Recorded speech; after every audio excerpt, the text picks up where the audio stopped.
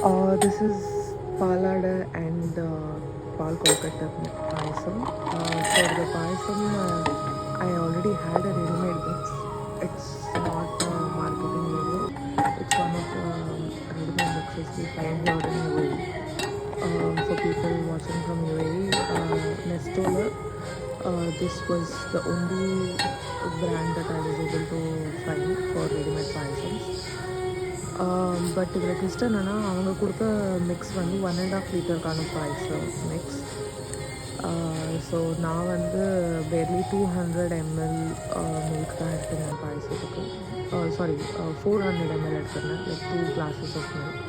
So first கீயில் வந்து dry fruits தாளிச்சுட்டு அதில் காய்ச்சி மிக்ஸ் பண்ணிட்டு இட்ஸ் பியூர்லி ஐபாலிங் தான். அவங்க கொடுத்த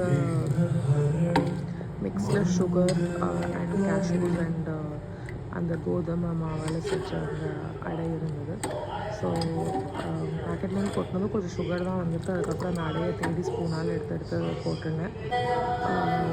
ஐ was very sceptical about the amount of sugar that when I felt it would be too high. So ஒரு 10 to 12 கொழக்கட்டை பண்ணேன். இட்ஸ் லைக் வெறும் அந்த கொழக்கட்டை பால் குட்டி குட்டி ரவுண்ட்ஸாக பண்ணி ஸ்டீம் பண்ணி எடுத்துக்கிட்டோம்.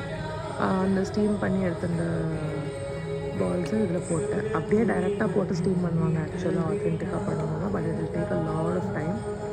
எனக்கு அவ்வளோ பொறுமை இல்லை. ஸோ வேக வச்சதை இதில் போட்டு ஒரு 10 minutes அப்படியே சிம்மில் கொதிக்க விட்டேன்.